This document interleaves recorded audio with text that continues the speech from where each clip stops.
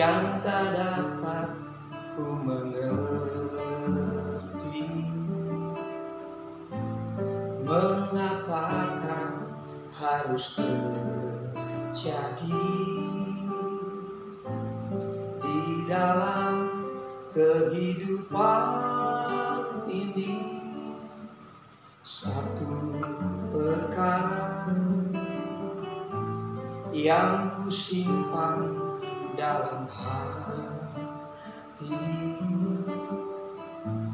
tiada sesuatu kan terjadi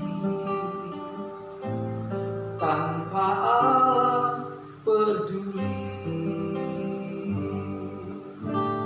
Allah mengerti, Allah peduli segala persoalan yang kita hadapi.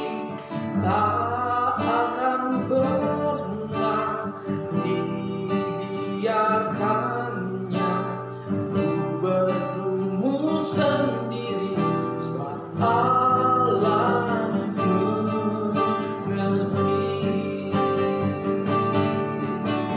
Allah mengerti, Allah peduli segala persoalan yang kita hadapi.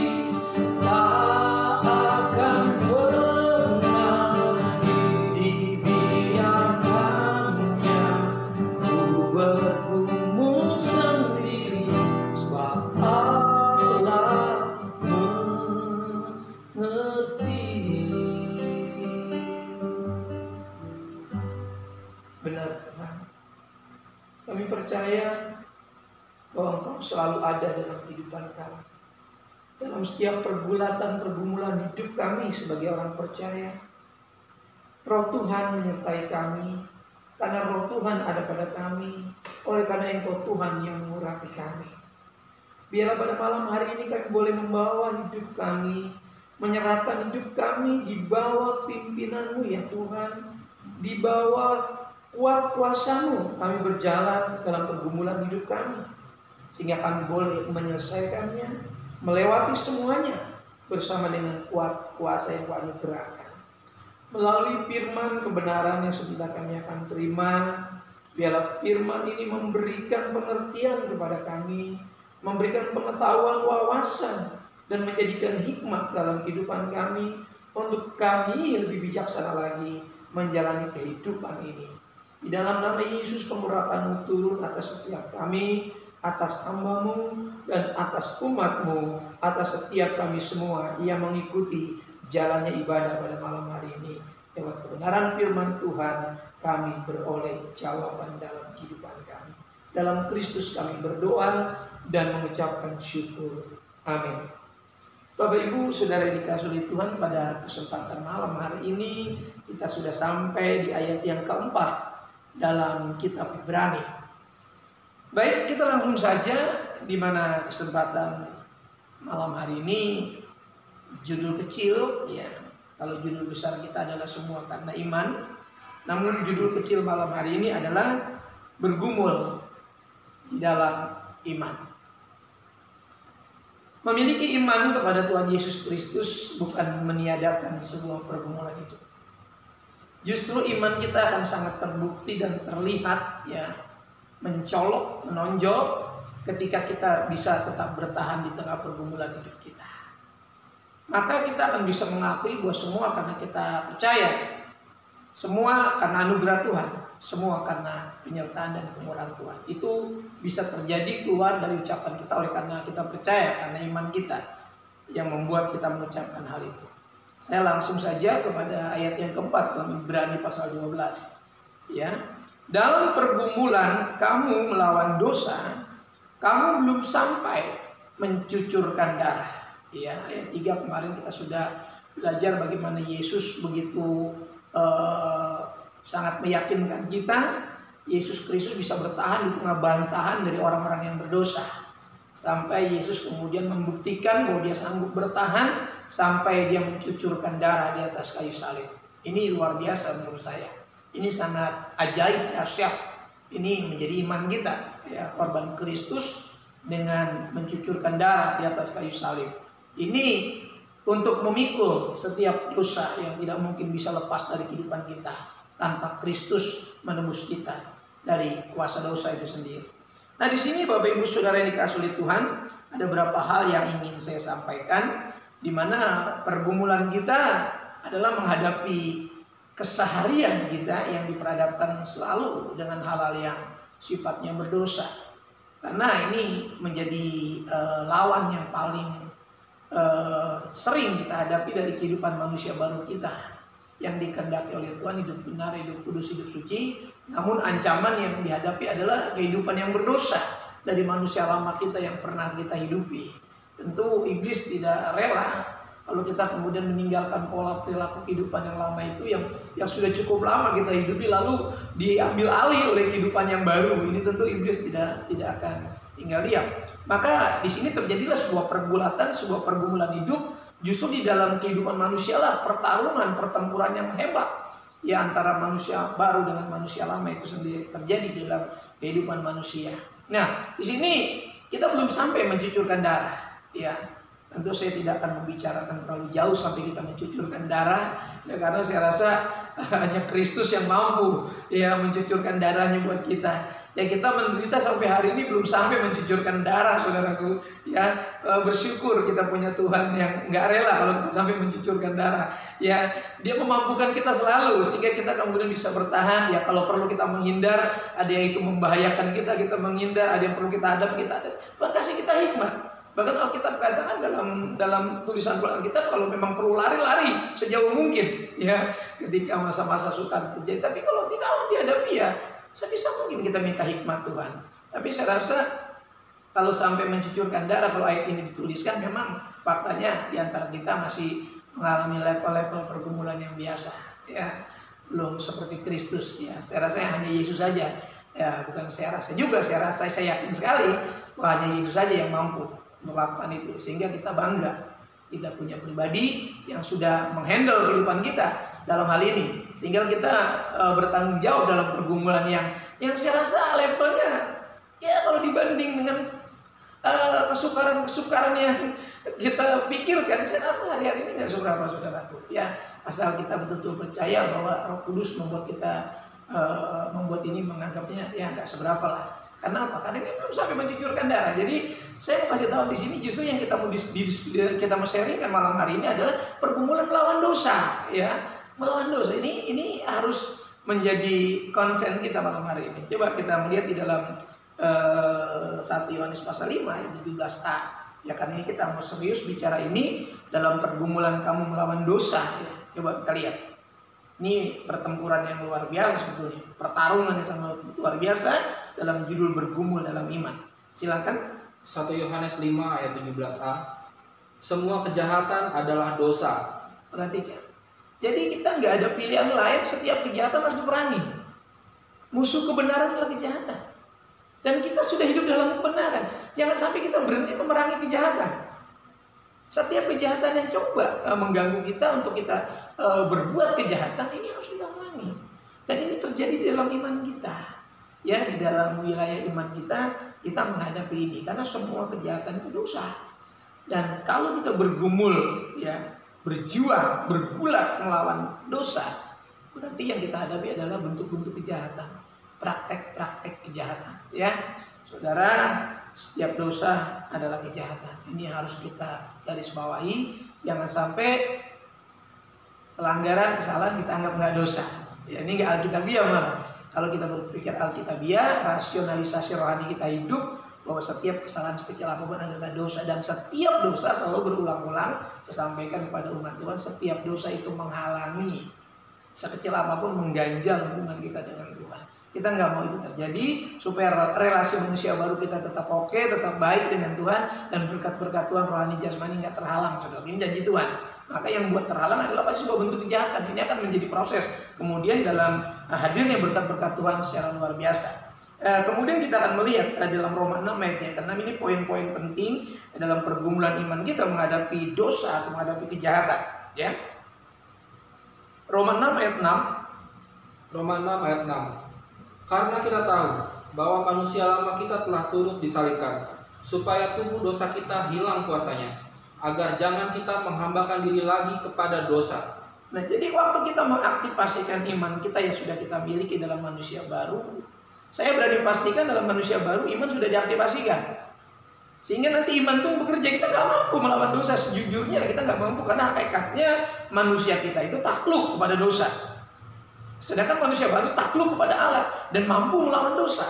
Ini yang harus dihidupkan. Tadi saya sudah jelaskan di awal bahwa semua kejahatan itu dosa. Ya, jadi kita nggak punya pilihan lain untuk bertarung. Ini musuh. Ya, ini musuh iman kita. Ingat, musuh kita bukan musuh yang jasmania ini kita lagi bicarakan ya.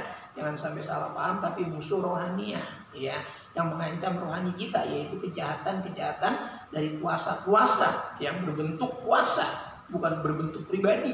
Ya, perhatikan. Jadi ini susah kalau nggak dengan iman, kita nggak bisa kemudian mendeteksi, ya kita nggak bisa kemudian membaca gerak-geriknya. Tapi kalau kita tinggal dalam manusia baru kita, ada sisi kehidupan manusia baru dalam kehidupan kita, ada sisi manusia jasmania kita. Nah, hanya manusia baru kita yang bisa mendeteksi.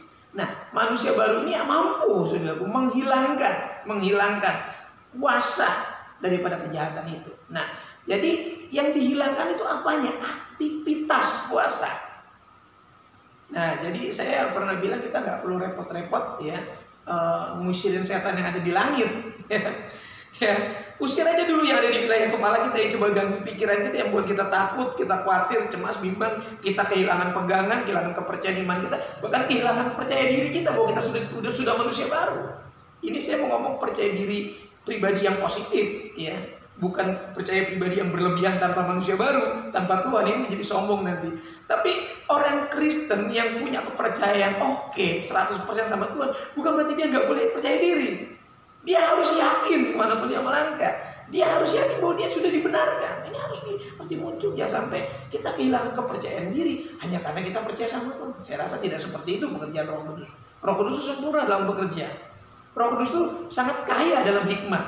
Jadi kita nggak mungkin kehabisan strategi dalam melihat aktivitas kuasa ini yang kemudian mulai mengancam pikiran kita. Maka saya katakan kita mulai bisa menolaknya dari pikiran kita sebelum dia masuk ke wilayah hati kita, ya. Karena wilayah jiwani kita ini yang seringkali diincar, yaitu pikiran, perasaan, kehendak dan kemauan kita atau emosi kita, ya. Selebihnya tetap juga roh kita harus tetap terkontrol, stabil, terkoneksi terus, dan tubuh jasmani kita dipastikan sehat. Saudaraku, saya percaya kalau rohani kita sudah sehat, ya, efek-efek daripada puasa itu bekerja dalam tubuh jasmani kita, walaupun hari ini mungkin kita kurang sehat. Tapi kalau iman kita 100%, roh kita 100% terkoneksi, terkontrol baik, maka manusia baru ini sangat luar biasa. Manusia baru ini bisa menerima suplai kuasa dari surga melalui firman Allah. Tuhan itu Tuhan yang aktif, dinamis rohnya. Dia akan memberikan kuasa, memberikan kemampuan sampai saat ini. Ya, saya bilang kalau saya nggak ada kekuatan Roh Kudus, mungkin saya sudah down menghadapi hari-hari ini. Saya udah nggak mungkin bisa berkhotbah dengan semangat seperti ini.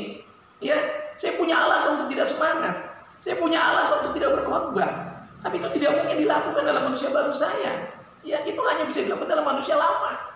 Makanya saya katakan, kalau hari ini kita mungkin lemah, kekurangan, percayalah, kalau manusia baru kita hidup, ini proses. Ya, kalau Tuhan belum datang, walaupun tubuh kita semakin bertambah usianya, saya yakin kekuatan pasti Tuhan berikan supaya kita tetap bisa. Selama kita masih hidup, kita mau tetap setia mengasihi Tuhan. Ini kerinduan setiap kita. Bapak, Ibu, Saudara, yang perlu kita kenali adalah kita hilangkan kuasa dari aktivitas roh itu, roh kejahatan itu. Karena kejahatan itu berbentuk roh dalam dosa. Ya, dosa ini kan selalu iblis modifikasi setiap hari. Ya, iblis ini juga, saudara, jangan pikir nggak kreatif. Ya, iblis bisa berbagai banyak cara untuk melemahkan kita, memanipulasi keadaan kita supaya kita menjadi kehilangan kepercayaan kepada Tuhan. Jadi jangan dipikir Roh Kudus nggak kreatif, bukan Roh Kudus saja kreatif, iblis juga bisa kreatif, saudaraku. Jadi kita harus mencermati ini. Ya, jangan kita kemudian memandang sebelah mata, jangan. Kita nggak boleh kemudian merasa jumawa, sombong, jangan.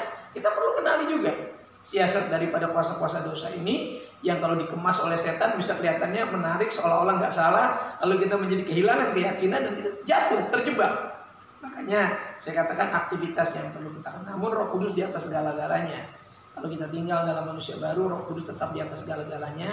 Namun saya mau katakan, ya saya tidak memuji iblis. Cuma saya katakan iblis bukan berarti nggak kreatif. Buktinya dia bisa pakai banyak cara setiap hari untuk kita bisa jatuh. Ya, kalau dia nggak kreatif, dia bisa dikenali dengan cara yang sama, mudah sekali, saudara. Ya, kalau nggak licik bukan iblis namanya. Ya, jadi ini berbeda, ya berbeda sekali tentunya. Berbanding jauh, saudara, berbanding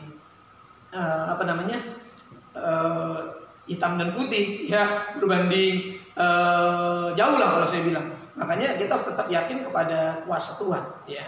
Walaupun iblis punya pengalaman yang cukup lama dalam menjatuhkan manusia, tapi percayalah, dalam manusia baru kita punya kuasa untuk mengenali aktivitas ini. Karena jangan sampai kita terjebak dalam hal ini. Makanya di sini ingatkan kita bisa menghilangkan supaya tubuh dosa hilang kuasanya. Ingat, tubuh dosa itu kalau dosa itu sudah masuk dalam tubuh kita menjadi tubuh dosa. Ya. Halo, saudara tangkap ini? Ya.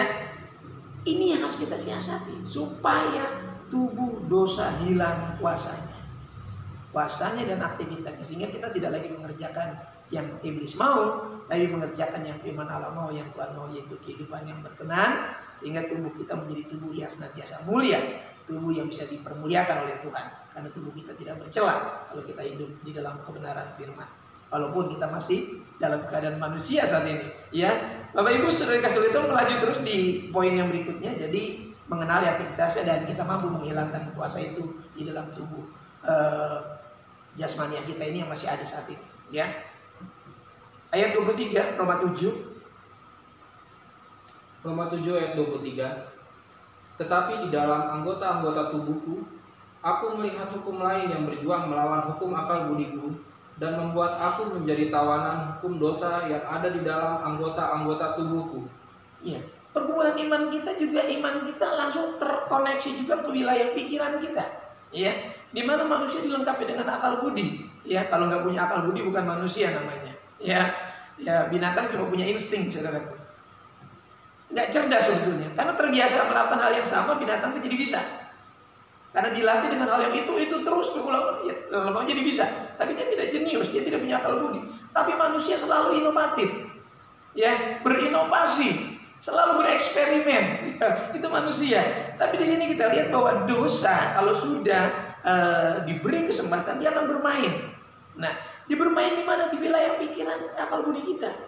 Ya, pikiran kita mulai lagi tidak merasa nyaman, tidak lagi merasa puas dengan hadirat Tuhan. Lalu kita bereksperimen dengan hal-hal yang salah. Ini seringkali mengganggu kita. Makanya ini jadi pergumulan. Bahwa sebagai orang Kristen, ya sebagai orang percaya, bukan berarti lantas kita nyaman-nyaman saja dalam akal budi kita. Justru menjelang kedatangan Tuhan, mampu nggak kita bergumul dan mengontrol akal budi kita, supaya akal budi kita tetap terkontrol dalam manusia baru kita. Akal budi kita berpikiran tidak jahat. Halo? Akal budi kita berpikiran normal, berbuat hal yang positif, yang berdampak positif bagi banyak orang. Ini kalau kita hidup dalam manusia baru kita, di mana kita bergumul dalam iman kita. Ini yang sedang kita bicarakan, bergumul dalam iman. Yang di poin keduanya menyangkut wilayah, bagaimana wilayah akal budi kita, wilayah pikiran kita setelah kita mengenali aktivitasnya. Kalau sampai dia masuk ke wilayah pikiran kita, maka kita akan bergumul di sana. Ya, susah sekali kita akan menghilangkan pikiran, memori kita akan dipengaruhi. Bahkan kita akan teringat-ingat kembali dengan dosa-dosa yang lama yang sudah pernah kita buat, padahal sudah dihapus. Ternyata iblis masih menyimpan data itu dengan baik dalam pikiran kita, diletakkan lagi karena kita memberi ruang, maka terjadi permainan oleh kuasa kegelapan. Maka saya katakan kita masih bergumul dalam iman kita di wilayah akal budi kita. Jadi iman akan terus mengkontrol, ya.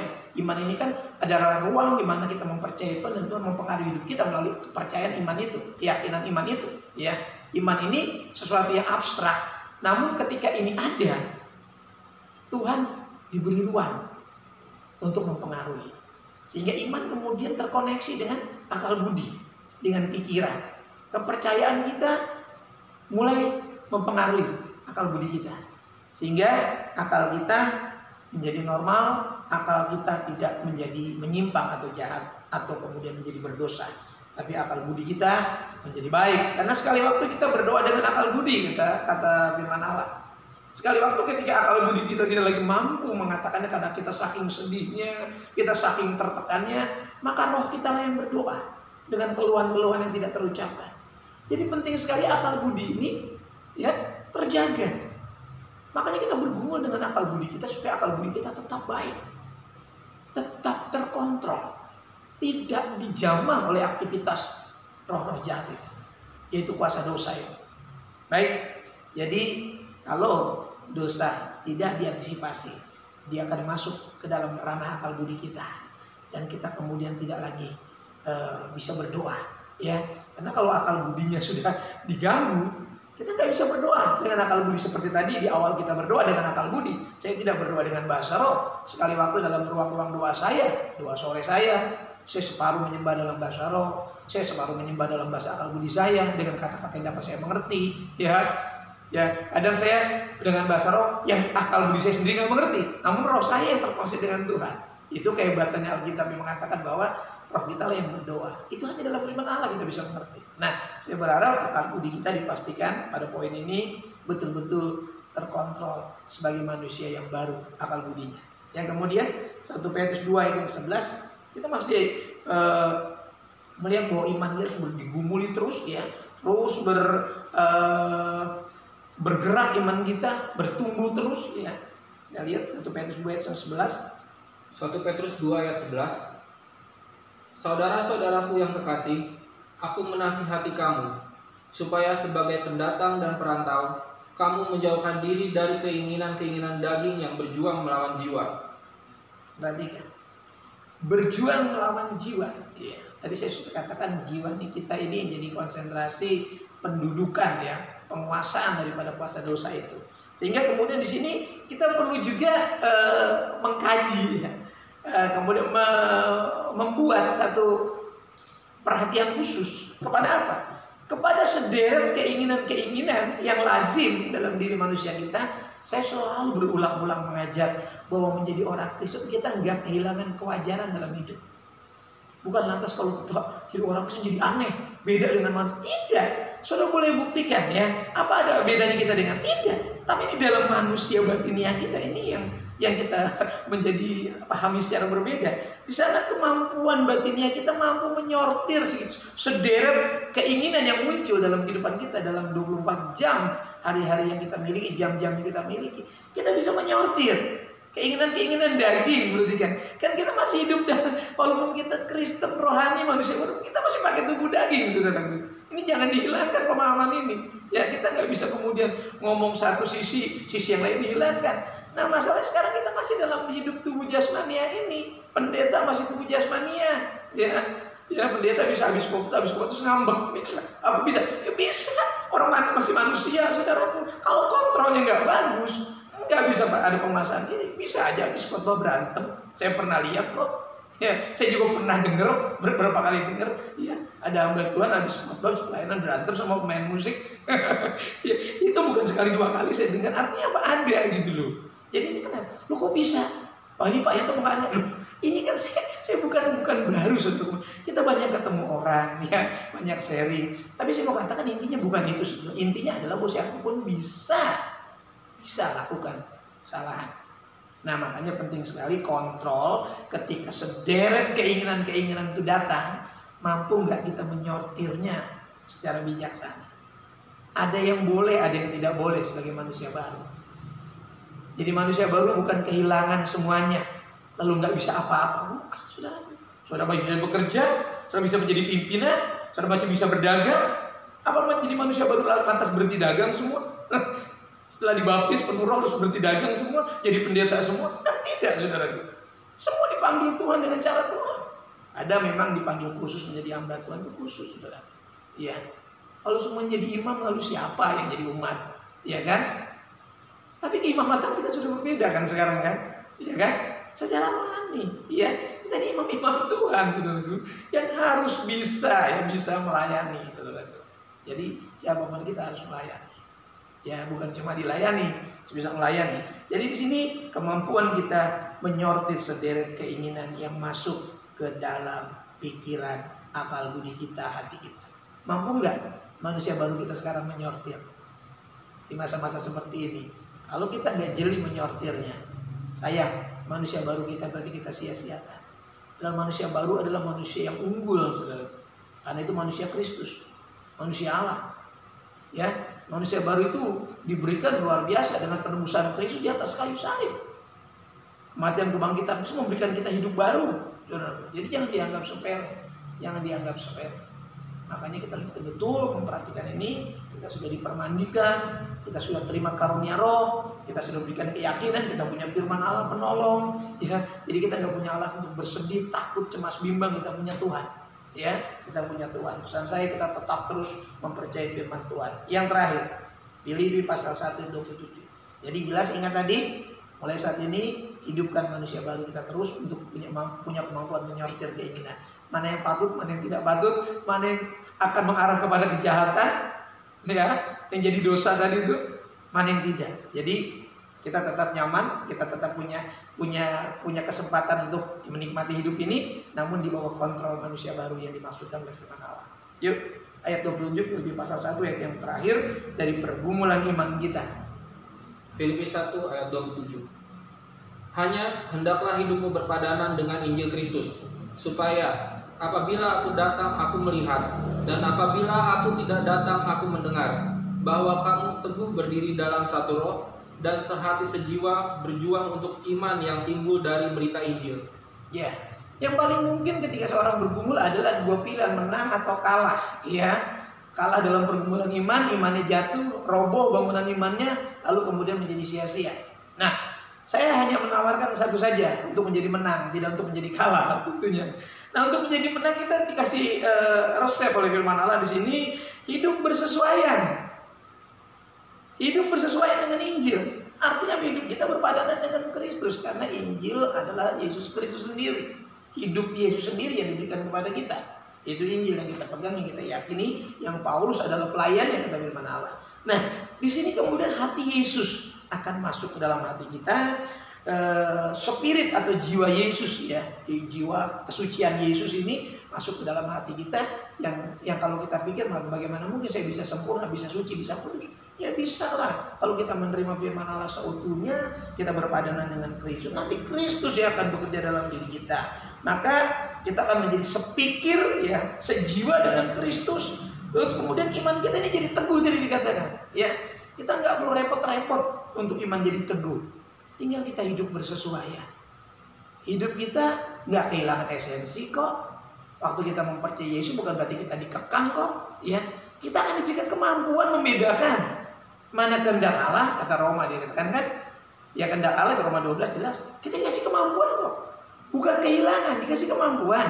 Mana yang baik, yang berkenan. Jadi kita justru lebih enak begini. Jadi kita nggak terjebak, kita tahu mana yang berkualitas, mana yang enggak. Jangan sampai kita pilih yang nggak berkualitas. Nah, karena kita nggak punya kemampuan membedakan. Nah, waktu kita berpadanan, sepikir sejiwa dengan Kristus, untuk jadi teguh itu tinggal hidupkan saja manusia baru itu untuk ruang di mana Yesus mempengaruhi. Nah, ini yang saya sebut dengan bersesuaian dengan Injil. Lalu kita jadi teguh, jadi kuat. Kuat di mana? Kuat di dalam bergumul. Karena bergumul ini nggak akan selesai. Ya. Saya bukan orang yang anti bergumul, ya. Sampai kita menutup mata pun kita masih bergumul, ya. Saya percaya waktu kita mau menutup mata pun kita masih berpikir untuk keluarga kita, ya kan? Ya kan? Seringkali waktu orang mau dipanggil Tuhan nggak tenang karena masih berpikir bergumul. Bagaimana keluarga saya kalau saya meninggal? Bagaimana anak-anak kan begitu? Makanya nggak ada yang selesai, saudara. Saya katakan sampai kita menutup mata kita bergumul. Jadi jangan takut, jangan takut. Kita sudah punya manusia baru di mana Yesus bisa mensuplai langsung kekuatan, ya. Makanya selalu saya ingatkan, aktifasikan manusia baru kita, aktifasikan iman kita. Itu bahasa lain yang saya sebut aktifasikan iman, karena disitulah Tuhan akan suplai kekuatan batin. Gak ada orang yang kemudian tertekan batinnya. Wah, dia tekanan batin. Oh, gak ada lagi orang manusia baru masa tekanan batin, ya kan? Tersinggung sedikit disimpan jadi tekanan batin. Nggak bisa, manusia baru nggak seperti itu. Manusia baru selalu siap stok pengampunan. Setia selalu memaafkan, setia selalu mengampuni. Maka nggak ada lagi yang namanya tekanan batin. Kalau ada orang yang kurang, mungkin nggak sesuai dengan kita bisa menerima kekurangannya. Mungkin istri, mungkin suami kurang sesuai, bisa dimaklumi. Karena kita masih bergumul dalam iman kita. ketika anak-anak, saya belajar juga Mama, ketika anak-anak lakukan kesalahan, ya saya berharap ketika saya salah juga anak-anak juga bisa memahami bahwa saya masih bisa salah. Kan itu yang saya pahami, saudara. Sehingga kemudian kita bisa menempatkan diri kita berpadanan dengan Kristus, kita nggak merasa lebih daripada siapapun juga. Nah, ketika kita belajar firman Allah, ketika kita bergumul dalam iman kita tahu menempatkan diri kita. Kiranya Allah Roh Kudus, firman kebenaran selalu menolong kita, memberikan spirit. Jangan takut, kita punya Tuhan. Kita punya firman yang menjadi solusi. Firman Allah bukan cuma menegur, mengajar, tapi dia kasih solusi bagaimana sebaiknya hidup yang aman dan hidup yang tetap bisa dinikmati. Ingat, saya selalu katakan, hidup harus dinikmati. Hanya orang yang tidak mengerti hidup yang tidak menikmati hidup. Karena hidup itu indah, hidup itu mahal, hidup itu berharga, dibayar. Hidup kita seharga kehidupan Kristus, seharga hidup Kristus yang sudah diberikan di atas Golgota. Tuhan mengasihi kita tunduk kepala. Bapa, dalam nama Yesus, kami beroleh kekuatan oleh firman Allah. Mungkin kami saat ini sudah mulai hampir-hampir kami lemah. Mungkin hampir-hampir kami tidak berdaya karena beratnya pergumulan sepanjang hari-hari ini. Namun ketika kami duduk dengar firman Tuhan, kami duduk mendengarkan Tuhan melalui pemberitaan ini, karena yang kami dengar adalah suara firman Allah, maka suara itu memberikan penghiburan. Suara itu memberikan motivasi. Suara itu membangkitkan gairah dan semangat hidup, bahwa hidup itu indah, hidup itu nikmat, hidup itu luar biasa berharga, karena hidup itu sudah dibayar oleh Tuhan. Hidup kami seharga kehidupan Kristus. Terpujilah Engkau Tuhan kekal selama-lamanya. Terima kasih kami punya Tuhan yang selalu memperhatikan kami dan mengajar kami. Dalam Kristus kami berdoa. Amin. Bapak Ibu Saudara yang dikasihi Tuhan, terima kasih untuk malam hari ini di dalam ibadah pertengahan minggu ini. Terima kasih, saya katakan sekali lagi untuk doa-doa yang saudara berikan kepada keluarga kami, kepada saya khusus sebagai hamba Tuhan, sebagai gembala yang kecil yang Tuhan tunjuk, di mana kita punya gembala agung yang selalu setia memelihara kita, dan kita semua adalah domba-domba Tuhan. Terima kasih buat doa-doanya. Saya masih tetap, ya, ketika saya mulai agak kurang sehat, doa-doa saudara dikirimkan ke pastori, saya kembali kuat, istri, anak-anak semua sehat, itu semua karena saudara dipakai Tuhan untuk mendoakan saya. Dan saya juga terus berdoa buat saudara, ya, supaya saudara tetap sehat, kuat, nikmati hidup bersama Tuhan, jangan sia-siakan kehidupan ini. Mari sama-sama kita layani Tuhan, senangkan Tuhan dengan apa yang Tuhan luaskan dalam kehidupan. Apapun yang bisa kita buatlah seolah-olah untuk kemuliaan nama Tuhan, hanya untuk Tuhan. Doa saya tetap untuk saudara, dan doa saya bagi saudara yang kurang sehat hari ini juga boleh sehat hari ini. Dan pesan saya tetap menggunakan masker, tetap mencuci tangan, mandi, ya, apabila sudah bepergian dari tempat-tempat yang jauh, dan kemudian juga tetap menjaga jarak, hindari kerumunan. Yang bekerja di rumah tetap bekerja, yang beraktivitas di rumah tetap beraktivitas dengan baik. Tuhan menyertai kita. Sampai bertemu dalam ibadah berikutnya, kita akan tutup kepala dan berdoa. Terima kasih buat malam hari ini, buat kesempatan bergumul dengan firman Tuhan. Terima kasih buat tim online yang sudah melayani kami juga, membantu proses pelayanan ini. Kiranya kami semua sama-sama dipakai Tuhan, dan seluruh umat-Mu yang hari ini membangun mesbah di rumah masing-masing, berkat Tuhan tercurah. Yang sakit Tuhan sembuhkan, yang dalam pergumulan berat Tuhan tolong campur tangan, topang, mampukan sehingga boleh menyelesaikan pergumulan. Yang dalam kekurangan Tuhan juga berikan berkat ekonomi, keuangan, kebendaan, cukupkan, mudahkan rezeki setiap kami. Dan juga masih dalam proses penyembuhan juga Tuhan kiranya bekerja dalam diri mereka, sehingga kesembuhan cepat terjadi dalam kehidupan mereka. Bahkan anak-anakmu, hamba-hambamu, umat-umatmu yang terpapar COVID-19, virus COVID-19 ini kiranya boleh cepat pulih, kembali sistem imunnya kuat, kembali dan beraktivitas melayani seperti sedia kala di masa-masa ini. Kiranya kami butuhkan sekali kekuatan daripada Tuhan, kekuatan yang ekstra daripada Tuhan, dan perlindungan yang ekstra. Terima kasih. Berkati setiap keluarga, para suami, istri, anak-anak semua dalam pekerjaan, dalam urusan-urusan mereka semua kami serahkan dalam tangan Tuhan. Dalam pendidikan juga Tuhan berkati, perjodohan anak-anak kami serahkan dalam tangan Tuhan. Tuhan persiapkan semuanya. Bahkan anak-anak kami yang belum mendapatkan pekerjaan, Tuhan berikan pekerjaan supaya semua boleh bekerja, tidak ada satu pun yang Tuhan tinggalkan. Terima kasih. Bahkan Tuhan tolong para lansia, janda, duda, single parent, Tuhan tolong mereka semua hiburkan, berikan kekuatan, damai sejahtera. Bahkan gereja ini, program-program kami serahkan dalam tangan Tuhan, program organisasi kami serahkan ke dalam tangan Tuhan. Terima kasih. Bapak, kami juga berdoa buat pemerintah bangsa dan negeri kami, pemimpin-pemimpin kami, Presiden kami, wakil presiden, para menteri, kementerian yang ada, aparat keamanan, Tuhan berkati semua, berikan kemampuan kesehatan. Bahkan negara kami serahkan sepenuhnya ke dalam tangan Tuhan, keamanannya, aparat yang berjaga-jaga dari Sabang sampai Merauke, dari Miangas sampai ke Pulau Rote, Tuhan berkati kekuatan sehingga negara kami boleh menjadi negara adil, makmur, cukup, sandang, pangan, keamanan di mana-mana. Injil Tuhan tetap bebas diberitakan, nama Tuhan Yesus dipermuliakan, dan lapangan pekerjaan tetap tersedia bagi masyarakat kami Indonesia. Kesejahteraan bagi kota kami Tuhan, Kau berkati pemimpin di kota ini sampai ke tingkat domisili mana kami berada, karena kami percaya kesejahteraan kota adalah kesejahteraan kami juga. Terpujilah Engkau Tuhan kekal selama-lamanya. Terima kasih, dan persembahan yang akan diberikan juga Tuhan kuduskan untuk menopang pekerjaan Tuhan. Kami kumpulkan untuk menopang pelayanan di tempat ini. Nama Yesus saja yang kami permuliakan. Terima kasih. Kami percaya Engkau sudah memberkati kami dari awal perjalanan sampai di penghujungnya. Nama Tuhan Yesus dipermuliakan. Sebentar kami akan memasuki malam ini. Melewati malam, hantarkan kami esok pagi dengan selamat, tambahan umur, dan berkat-berkat yang sudah diperbarui. Sidang jemaat yang dirahmati oleh Tuhan, sekarang arahkan mata hatimu dan buka kedua belah telapak tangan dan terimalah berkat Tuhan. Turunlah kiranya anugerah dan damai sejahtera dari Bapa kita yang di surga, kasih sayang dan kecintaan dari pengantara yang hidup yaitu Tuhan Yesus Kristus, persekutuan, keintiman penyertaan Roh Kudusnya menyertai saya, menyertai saudaraku sekalian yang mulai malam hari ini sampai fajar Maranatha. Tuhan menjemput kita di awan-awan yang permai. Dalam berkat nama Tuhan Yesus Kristus, kita yang menerima berkat Tuhan sama-sama katakan amin. Tuhan berkati kita. Shalom, selamat malam.